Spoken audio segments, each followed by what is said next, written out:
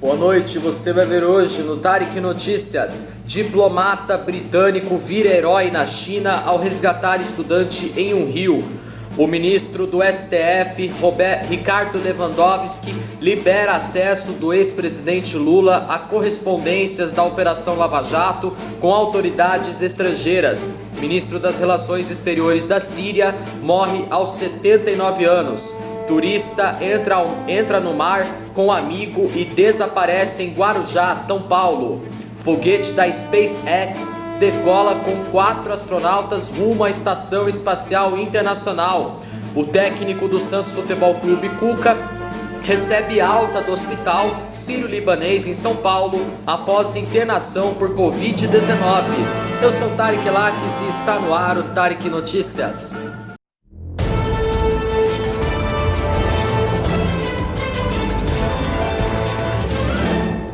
O cônsul-geral britânico Stephen Ellison se tornou um herói na China depois que um vídeo seu tirando um estudante de um rio viralizou nas redes sociais. A delegação britânica em Shocking disse hoje que o cônsul-geral salvou no fim de semana uma mulher que havia caído em um dos rios que cortam a área turística desta cidade.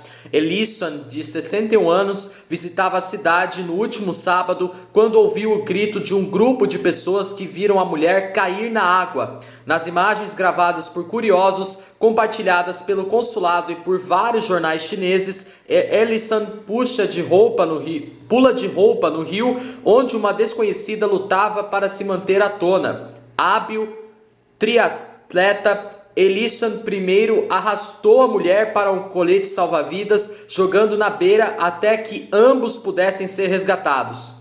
Na rede social chinesa Weibo, o ato de coragem de Ellison teve um grande impacto. Ellison está no cargo desde junho, após ocupar o cargo de diplomata sênior na Embaixada Britânica em Pequim desde 2014. As relações entre a China e o Reino Unido foram tensas este ano após a decisão do Reino Unido de proibir a gigante das telecomunicações Huawei de trabalhar com sua rede 5G no país. Somam-se a isso as frequentes críticas que o Reino Unido faz à China sobre as violações dos direitos humanos observadas em Hong Kong e com a etnia uigur muçulmana no nordeste do país. Bom, vamos à próxima notícia. O ministro do STF do Supremo Tribunal Federal, Ricardo Lewandowski, determinou hoje que a defesa do ex-presidente Luiz Inácio Lula da Silva seja autorizada a acessar correspondências trocadas entre a força-tarefa da Operação Lava Jato e autoridades estrangeiras de países como Estados Unidos e Suíça. Os advogados do ex-presidente Lula afirmam que essas informações são essenciais para confirmar se o governo federal foi avisado de suposta cooperação entre a Lava Jato e o FBI, a agência de inteligência do governo dos Estados Unidos.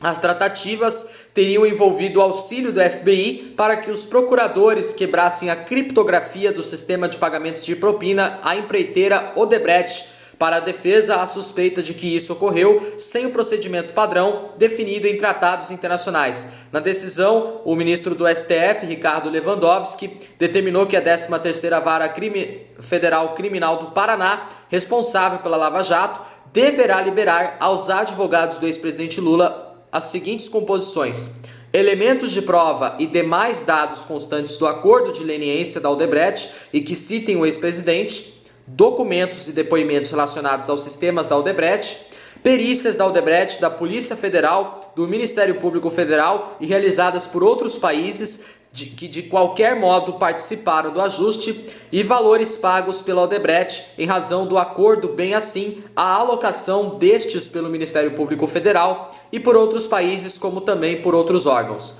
No pedido ao STF, a defesa do ex-presidente Lula questionou a decisão do juiz federal Luiz Antônio Bonatti, que antes de liberar o acesso aos documentos da leniência, como decidiu a segunda turma do STF, decidiu pedir manifestação do Ministério Público Federal e da Odebrecht sobre o material que envolveria o petista.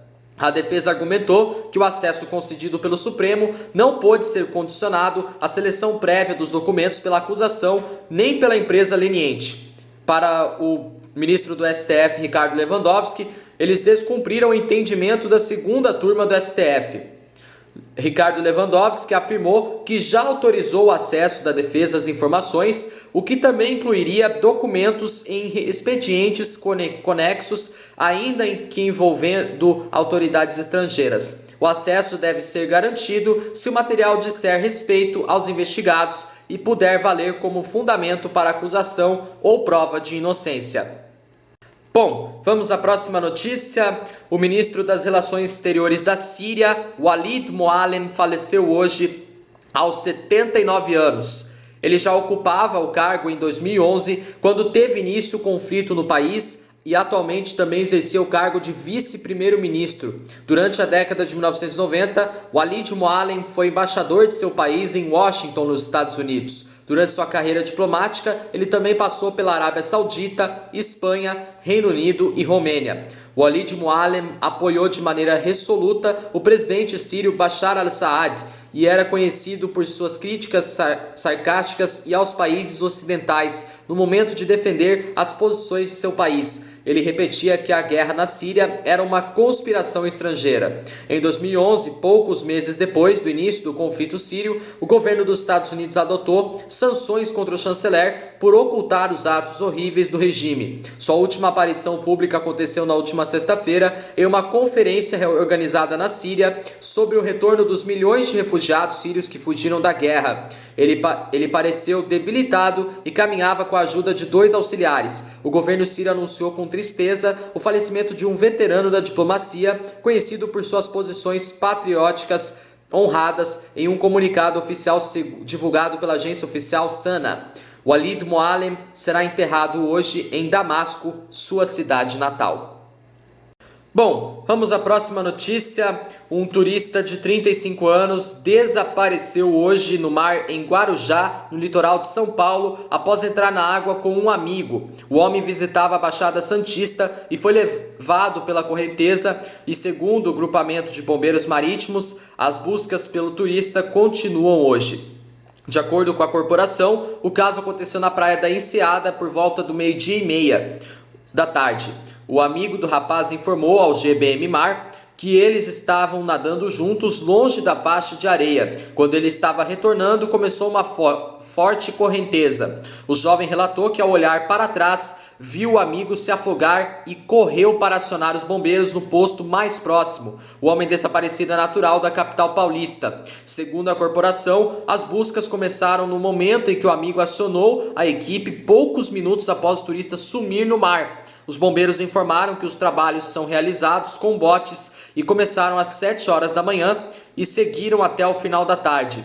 Um balanço divulgado pelo GB Mar em todas as praias da Baixada Santista mostra que nesse fim de semana foram realizados 51 atendimentos, em que 53 banhistas foram socorridos. Nesse fim de semana foi registrado apenas um desaparecimento e nenhum óbito por afogamento. Bom, vamos à próxima notícia. 3 astronautas americanos e um japonês decolaram hoje dos Estados Unidos rumo à Estação Espacial Internacional a bordo de um foguete da empresa SpaceX, novo sistema de transporte espacial da Agência Espacial Americana, a NASA. Após 9 anos de dependência dos foguetes Soyuz da Rússia, o foguete Falcon 9 decolou sem falhas no Centro Espacial Kennedy, na Flórida, iluminando a paisagem noturna. A bordo da cápsula acoplada com a parte superior viajam os astronautas americanos Michael Hopkins, Victor Glover e Shannon Walker e o japonês Soichi Noguchi. Menos de 3 minutos após a decolagem, a uma altitude de 90 km e enquanto o foguete voava a 7.000 km por hora, o primeiro nível da nave se desprendeu para voltar à Terra, uma vez que será usado em uma missão prevista para o ano que vem, que levará 4 astronautas à Estação Espacial Internacional. O segundo nível seguiu seu curso segundo a empresa, e a viagem levará 27 horas e meia e a cápsula Dragon deverá acoplar com a Estação Espacial Internacional por volta da 1 hora da manhã, horário de Brasília, de amanhã, 2 russos e um americano estão na estação, onde os tripulantes permanecerão por 6 meses. Esse voo operacional dá continuidade à bem-sucedida missão de demonstração realizada de maio a agosto, na qual 2 astronautas americanos foram levados para a Estação Espacial Internacional e depois trazidos com segurança para a Terra pela SpaceX. O vice-presidente dos Estados Unidos, Mike Pence, presenciou do centro espacial o lançamento.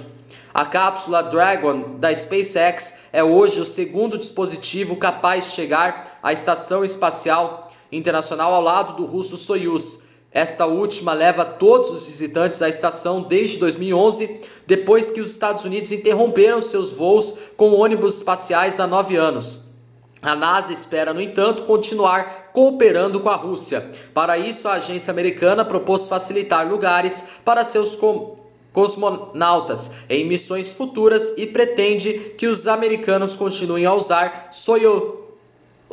o russo Soyuz regularmente.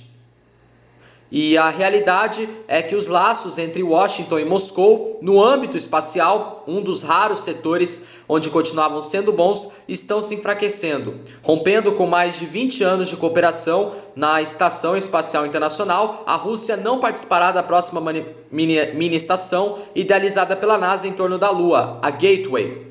O diretor da Agência Espacial Russa, Dmitry Rogozin, ironizou em 2014 a necessidade de os Estados Unidos usarem um trampolim para chegar à Estação Espacial Internacional. Elon Musk, o polêmico presidente da SpaceX, não esqueceu a provocação e respondeu em maio desse ano que o trampolim vai funcionar. Além de se tornar a transportadora preferida da NASA, a empresa de Musk também é líder no mercado de lançamento de satélites privados, obrigando a Rússia a rever seu agora ultrapassado programa espacial. Bom, vamos à próxima notícia. O técnico do Santos Futebol Clube, Cuca, recebeu alta hoje do Hospital Sírio-Libanês e o treinador de 57 anos estava internado desde o dia 7 de novembro após contrair a Covid-19. De acordo com o boletim médico divulgado pelo hospital, Cuca agora seguirá o tratamento em casa com indicação de mais 10 dias de repouso e ele é cardiopata, o que aumenta a precaução do clube sobre o estado de saúde. Com isso, o técnico deve perder os jogos contra o Atlético Paranaense no próximo sábado pelo Brasileirão e contra a LDU na terça-feira que vem pelas oitavas de final da Libertadores. A provável volta do treinador ao comando do Peixe deverá ocorrer somente no dia 28 de novembro, no jogo contra o Sport na Vila Belmiro, em mais uma rodada do Brasileirão. O técnico é um dos vários casos de Covid-19 no Santos que passa por surto do vírus nessa semana. 11 jogadores do elenco testaram positivo, além de outros membros da comissão técnica. No último sábado foi a vez de Omar Feitosa, que comandaria o time junto com Marcelo Fernandes na partida contra o Inter, ser diagnosticado com o vírus. Mas agora, quem assume agora o time do Santos interinamente vai ser o preparador físico Marcelo Fernandes. Bom, o nosso jornal Tarek Notícias termina por aqui. Se você quiser rever nossos vídeos desde a nossa primeira edição do nosso jornal, tá lá no nosso canal, corre lá. Se inscrevam agora no meu canal, não esqueça de deixar aquele joinha e me acompanhem também no Instagram e no Facebook. Tenham todos uma boa noite, uma ótima segunda-feira para vocês e até amanhã em mais uma edição do Tarek Notícias. Valeu, tchau!